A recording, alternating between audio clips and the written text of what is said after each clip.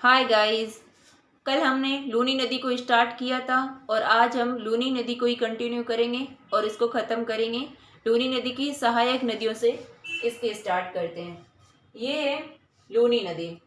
लूनी नदी का ये पूरा अपवाह क्षेत्र है, तो आप एक बार इसका स्क्रीनशॉट ले सकते हो।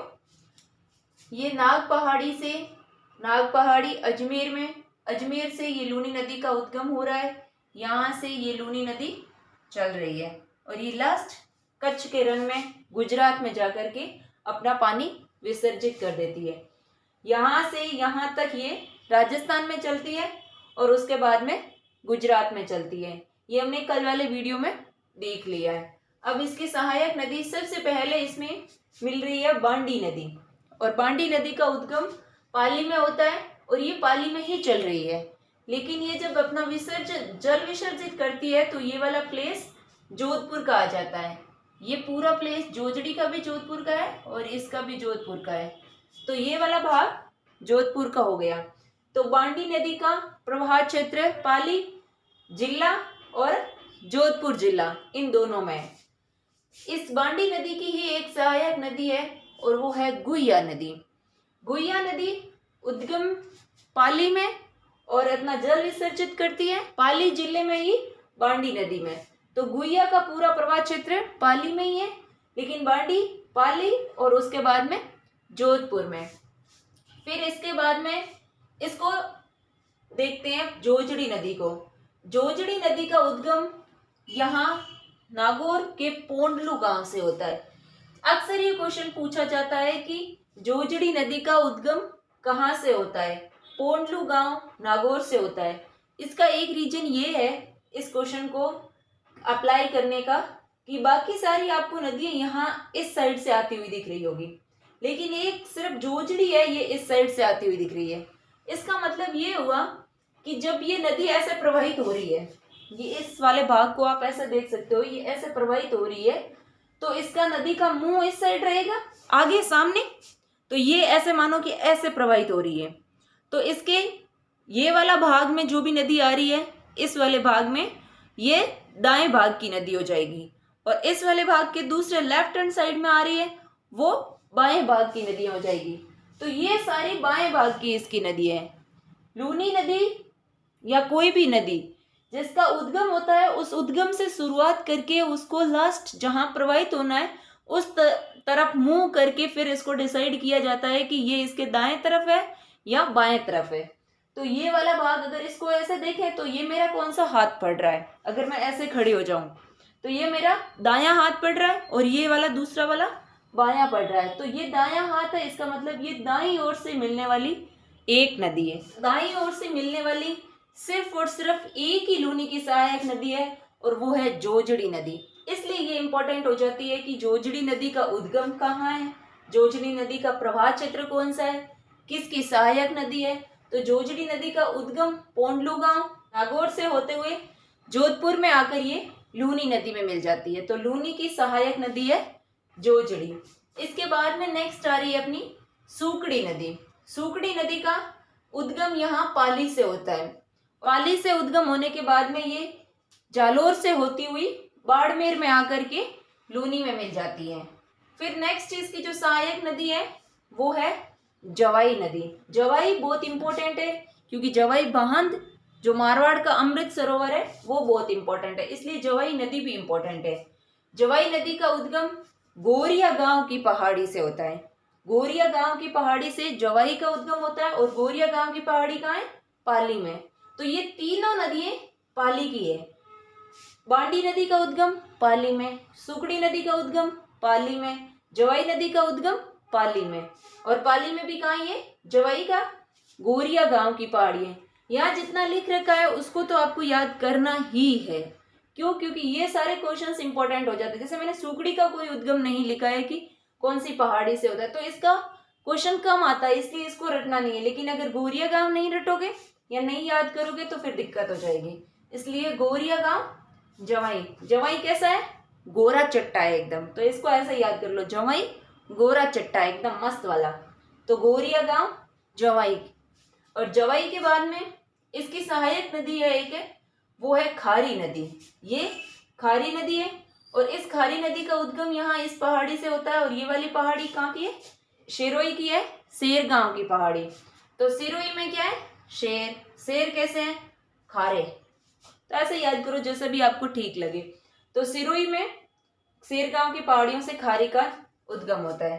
फिर ये जालोर में अपना जल जवाई में गिरा देती है। तो जालोर में जवाई और सूखड़ी नदी दोनों मिल जाती है। फिर ये जवाई आगे बाड़मेर में जाकर के अपना जल लूनी नदी में डाल देती है। तो ये 3 नदियां, सूखड़ी, जवाई और नेक्स्ट सागी नदी, ये तीनों ही अपना जल विसर्जित करती है बाड़मेर में। सूखड़ी नदी, जवाई नदी और सागी नदी बाड़मेर में अपना जल लूनी नदी में डाल देती है। लेकिन अगर सूखड़ी नदी का पर्टिकुलर कोई प्लेस पूछे तो वो है तिलवाड़ा बाड़मेर। तो सूखड़ी नदी तिलवाड़ा बाड़मेर में लूनी नदी में आकर के मिल जाती है। फिर नेक्स्ट है सागी नदी। सागी नदी का संबंध किससे है? जालोर से।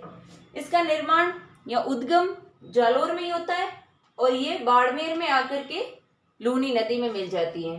तो इसमें हमने ये देखा है मुख्य रूप से कि लूनी की अधिकतर सहायक नदियां बाईं ओर से लूनी नदी में आकर के मिलती है। एक नदी है जोजड़ी नदी जो दाईं ओर से मिलती है। फिर नेक्स्ट इसमें इंपॉर्टेंट है या फिर याद रखने के लिए कि ज्यादातर लूनी की सहायक नदियों का उद्गम पाली से होता है, पाली डिस्ट्रिक्ट से। और अधिकतर लूनी की सहायक नदियां लूनी में बाड़मेर में आकर के मिलती है, जैसे सूखड़ी हो गई, जवाई हो गई, सागी हो गई। और बाड़मेर में भी मोस्ट ऑफ रिवर्स बालोतरा के आसपास लूनी नदी में मिल जाती है। और बालोतरा का जो क्षेत्र है वो समतल है। और सेकंड है इसके अंदर अधिकतर लूनी नदियों की सहायक नदियों का पानी यहाँ आ जाता है।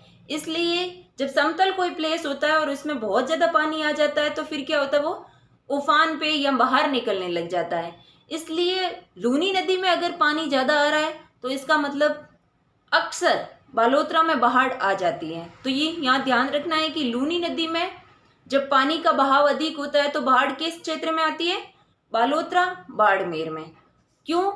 क्योंकि बाड़मेर में अधिकतर नदियाँ लूनी नदी में आकर के मिल रही है और बालोतरा का समतल एरिया है, पानी बहुत ज़्यादा हो गया है, इसलिए बालोतरा में लूनी नदी से बाढ़ का क्षेत्र बन जाता है। इन सबको याद रखने के लिए एक ट्रिक है, सूखी बांडी खारी जो जवाई से मिले। सूखी क्या है? सूखी बांडी खारी और जो जवाई से मिले। सूखी किसी का नाम ले लो, सूखी कैसी है? बांडी। या फिर बांडी सांप का एक प्रकार भी है, बांडा जिसे कहते हैं, तो वो बांडा। और बांडा का फीमेल वर्जन देख लो, तो सूखी बांडा का फीमेल वर्जन हो गया, तो सूखा बांडा या सूखी बांडी। खारी क्योंकि जहर है तो खारा ही मिलेगा। खारी जो जवाई से मिले, जवाई में आकर के ठंडा कर रहा है ये जहर अपना, तो सूखी बांडी खारी जो जवाई से मिली। सूखी का अर्थ हो गया यहाँ सूखड़ी से, बांडी का अर्थ हो गया बांडी रिवर से, खारी का अर्थ हो गया खारी रिवर से, जो का अर्थ हो गया जोजड़ी से, और जवाई का अर्थ हो गया जवाई से यहाँ सागी को दिखा रहा है, ये वाली सागी, तो ये से सागी। एंड मिली ये एक मीठड़ी नदी, इसकी सहायक नदी और है जिसको याद रखना है। और यहाँ ली का अर्थ हो जाएगा लीलड़ी से, मीठड़ी एंड लीलड़ी भी इसकी लूनी की सहायक नदी है, जिसमें एक गुइया भी सहायक नदी है, उसको भी अलग से याद रखना है। इसके अलावा बांडी के लिए एक अलग से नाम है, क्योंकि यहाँ इस प्लेस पे रंगाई छपाई का काम अधिक होता है, इसलिए बांडी का क्या जल प्रदूषित हो जाता है और इस प्रदूषण के कारण इसको रासायनिक नदी के रूप में भी देखते हैं। तो बांडी नदी रासायनिक नदी, और इसका कारण क्या है? रंगाई छपाई का उद्योग बहुत ज़्यादा है।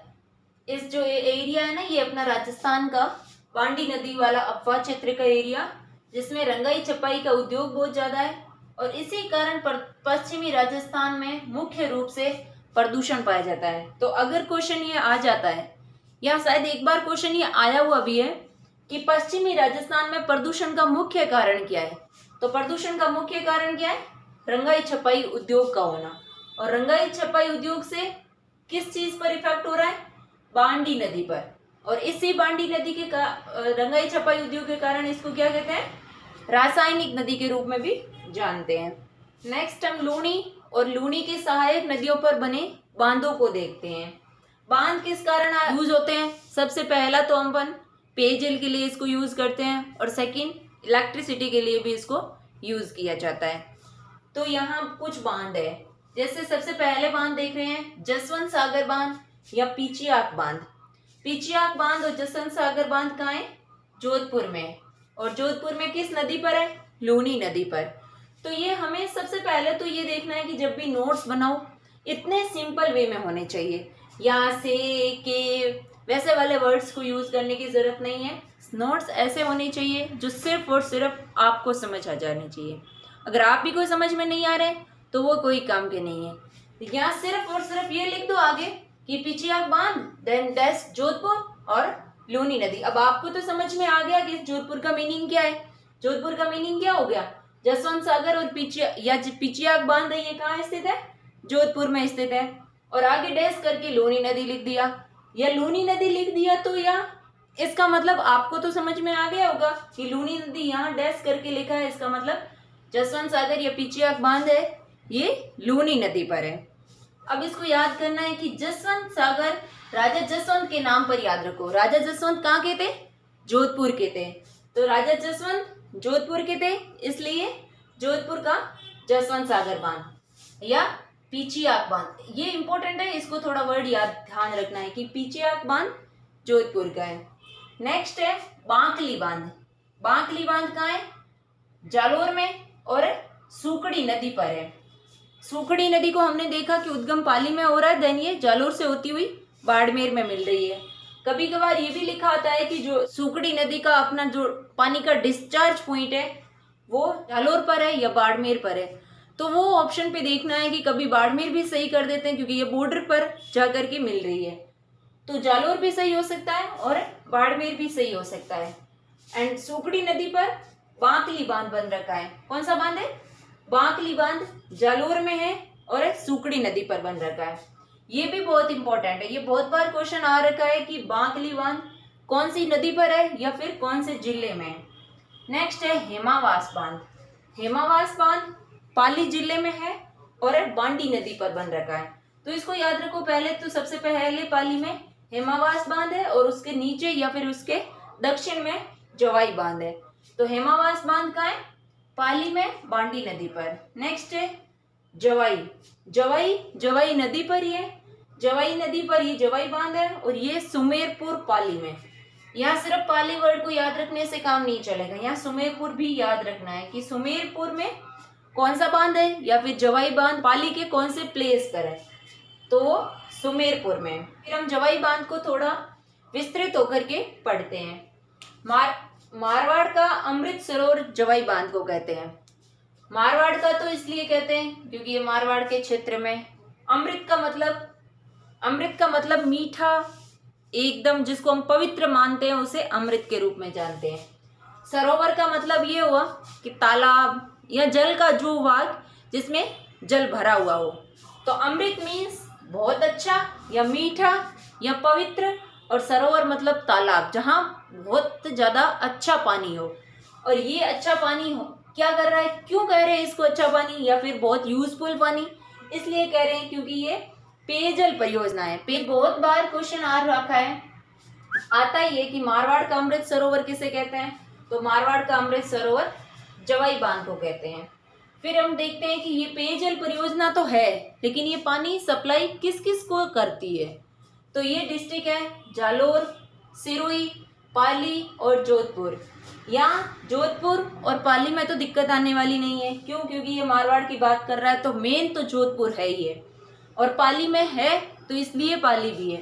लेकिन यह ध्यान रखना है कि ये सिरोही को भी जलापूर्ति करता है, तो सिरोही, जालोर, पाली और जोधपुर। और यहाँ कभी कभार पानी की कमी हो जाती है। क्यों पानी की कमी हो रही है? क्योंकि लूनी नदी वैसे भी मानसून पर निर्भर नदी है, तो मानसून पर निर्भर नदी होने के कारण वर्ष भर तो चलती नहीं है, तो पानी की कमी तो हो ही जाती होगी कभी कभार। तो पानी की कमी होने पर ये उदयपुर की सेई जल सुरंग से पानी की आपूर्ति करता है। सेई जल सुरंग कहाँ है? उदयपुर में। उदयपुर से जैसे ये जवाई बांध है, तो इस जवाई बांध को ये ऐसे सुरंग बना रखी है और इसी सुरंग का नाम है सेई सुरंग। ये अपना उदयपुर का पोर्शन हो गया, ये वाला भाग हो गया पाली का। तो इसी पाली को पानी की सप्लाई इस जल सुरंग से होती है और वो जल सुरंग क्या है? सेई जल सुरंग। सेई जल सुरंग से पानी, यहाँ ये पानी इकट्ठा है कहाँ का? उदयपुर का। तो उदयपुर से इस जल सुरंग के द्वारा पानी पाली पहुंचाया जा रहा है। पानी की आपूर्ति होती है सेई जल सुरंग से। ये हो गया अपना जवाई बांध। अब हम लूनी नदी की कुछ अलग से विशेषताओं को पढ़ लेते हैं। लूनी नदी की विशेषताओं में सबसे पहले तो है थली या थाली।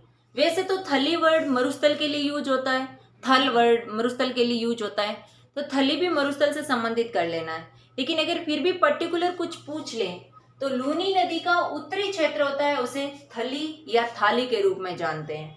लूनी नदी का नॉर्थ वाला जो भाग है वो। देन है रेल या नाड़ा। रेल या नाड़ा को हम एक बार देख चुके हैं।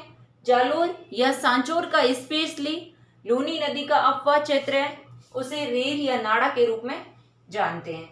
फिर हम देखते हैं मरु प्रदेश की सबसे लंबी नदी। अगर मरु प्रदेश में भी सिर्फ और सिर्फ मरु प्रदेश की बात करें और वहाँ सबसे लंबी नदी पूछे तो वो लूनी नदी आती है। वैसे तो राजस्थान में स्पेशली कुछ नदियाँ हैं जैसे लूनी, बनास, माही, चंबल, यही नदियाँ ज़्यादा बड़ी नदियाँ हैं। लेकिन अगर मरुस्थल की स्पेशल बात पूछे या फिर स्पेशल मरु का ही क्वेश्चन पूछे तो वहाँ आंसर देना है लूनी नदी।